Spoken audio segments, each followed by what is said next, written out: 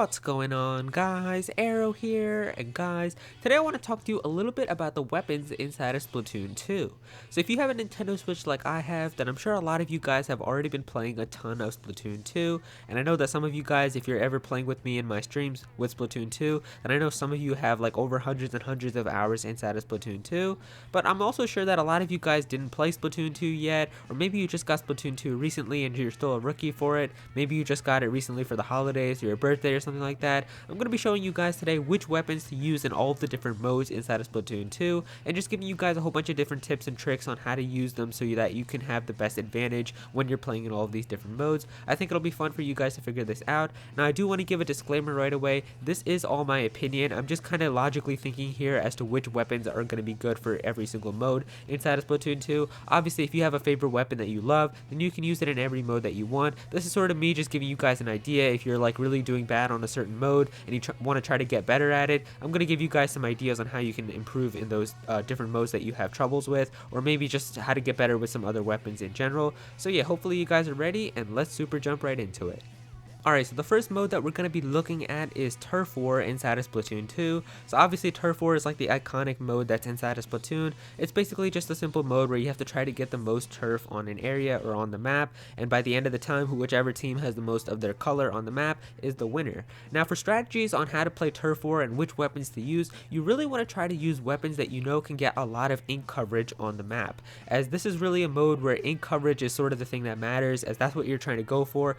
That is what your main objective is. You want to try to get a lot of ink there on the stage or wherever you're playing, and so really you want to try to go for a lot of these types of weapons that can get a lot of ink on the map really fast. So really the big thing that you're going to be looking for Turf War is weapons with a high fire rate. So I really think that if you use weapons with a high fire rate, such as the splatter shot, the splat dualies, or even the arrow spray, a lot of these different types of weapons with a high fire rate are going to be very useful inside of Splatoon 2's Turf War. I also think that rollers are good as well. Like, even though rollers, they're pretty slow as you're just going to be like rolling on the ground with them, they cover a lot of ink as well. As you can see that on the map, you can like go you can roll around in a few areas and you can get a lot of that ink onto the map. So rollers are going to be pretty useful in this as well, but really you want to go for the fire rate, as I think fire rate is really the most important thing inside of Turf War. You want to try to use weapons that have a really high fire rate, because that's going to be spewing out ink a lot and you're going to be able to cover really fast areas on the map, and that's what you want to try to go for. You really just want to try to swim around, get to a new area, cover it really fast with a high fire rate, and then we want to move on to the next area.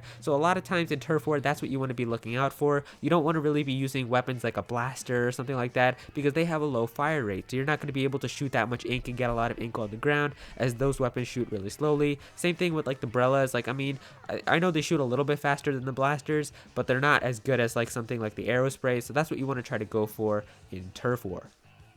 Now the next mode that we're going to be talking about is Splat Zones. So once you unlock ranked modes, you're going to have Splat Zones as one of your options, and Splat Zones is also a pretty simple mode to play. Basically all you have to do is try to get control of a certain zone that's on the map by getting it covered in your color or your ink, and then once you have that zone under control, your timer is going to be starting to tick it down, and you just want to get that down to 0. But really the important thing that you want to know about the weapons when you're playing Splat Zones is you want to use weapons that once again can get a lot of coverage, as you want to try to get that area or whatever zone you're going for covered really fast. So you don't want to be picking like blasters or something like that, as that's not going to be covering the area really fast. You want to make sure that you can get into that zone quickly, cover it up, and make sure that you're in control of it. So once again, you want to try to go for something like a roller. I know that sometimes, like, even though I'm not the best roller player, I try using like the carbon roller, as I think that's pretty useful. Especially the carbon roller, I think there's one set that comes with the ink storm, and that's going to be useful as well, as you can put the ink storm and that can have the rain cloud going over the zone and help you guys cover that area.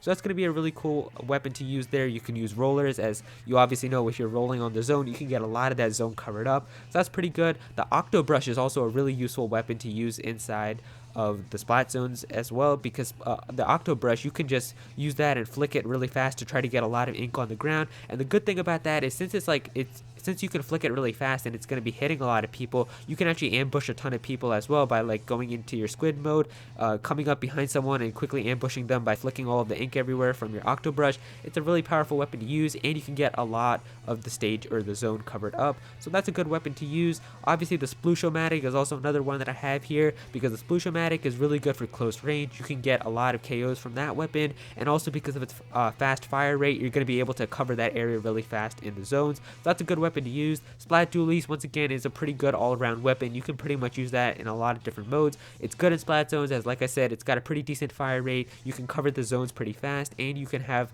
the Tenta missiles or whatever other specials you're using to help you out. So it's a pretty good weapon to use. So like I said again, for the Splat Zones, you really just want to make sure that you have a weapon that can get good ink coverage so that you can get control of the zone really fast. So the next mode that we're going to be talking about is Tower Control. So Tower Control is also another ranked mode that you can unlock once you're, I think, level 10 inside of Splatoon 2. And in Tower Control, the objective is to get onto a tower and move that tower all the way onto the opponent's base.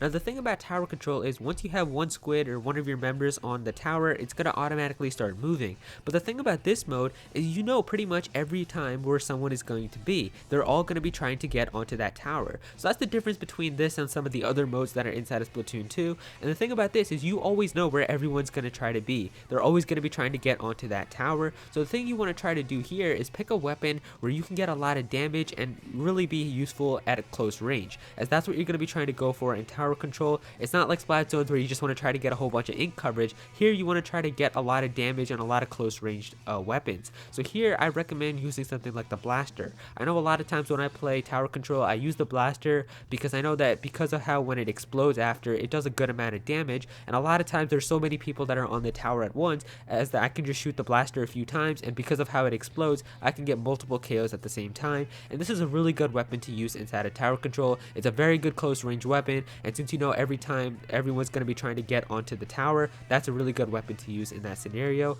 I also recommend using the Slosher, as that's also a really good close range weapon. The Slosher, you know, can just dump a whole bunch of ink at close range, so you pretty much know every time someone's going to be on the tower, so you can just try to dump a whole bunch of ink onto the tower as well. That's a really good weapon to use. I know a lot of times I use the Slosher, and a really good sub weapon to actually use inside of this mode is the Suction Bomb. As you know, since everyone's going to be on the tower and the tower is going to be moving, you can use the Suction Bomb to have that bomb stick onto the tower, and that's going to get a lot of people to jump off the tower, as they know once that explodes they're pretty much done. So you can use that as well, and that's why I really recommend using the Slosher, as the Slosher has a Suction Bomb that comes with it. It also has that really powerful close range because of how the Slosher works, and then it's got the Tenta missiles as well, and a lot of times I can pretty much get everybody on the opposing side locked into my Tenta missiles, as everybody is on the tower usually or near the tower, so all you have to do is pretty much just aim the Tenta missiles at the tower. So this is a really good type of weapon to use inside of Tower Control.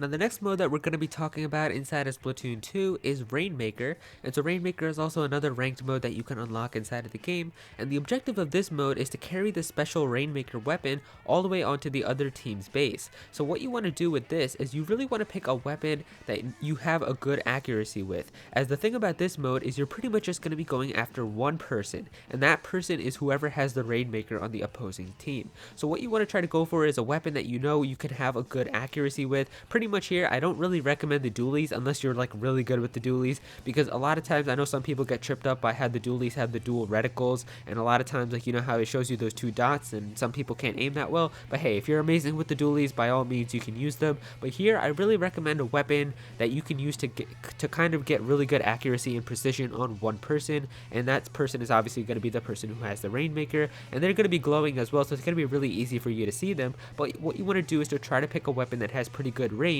so you could try to be from far away and still get some good KOs, or get that person who has the Rainmaker from far away without getting too close to them. So what you try to want to do here is pick a weapon that has good range. So here I can recommend something like the Splatter Shot or the Splatter Shot Pro. The Splatter Shot Pro is really a good weapon that I use inside of this mode, as it's got a really decent range. So what I do is I usually just stay at a pretty decent range from them, and then all I do is just keep shooting the Splatter Shot Pro, as because of how it has a good range and also it does a good amount of damage, within a few shots I can pretty much get whoever has the Rainmaker down. And also, if you're a really good charger player, this is really the mode where you want to use your charger, as pretty much the person is going to be glowing with the Rainmaker, so all you have to do is just look for that person and then instantly try to get a precision shot there with the charger. I know a lot of times if you're good with the Splatter Scope, you can use that in this mode. If you're good with the Splat Charger or the Squiffer or something like that, you can use those types of weapons inside of this mode as well. But if you're not good with the chargers, or if the charger weapons just aren't for you, then definitely a weapon that has good accuracy or good precision is useful here. You just want to try to get a good weapon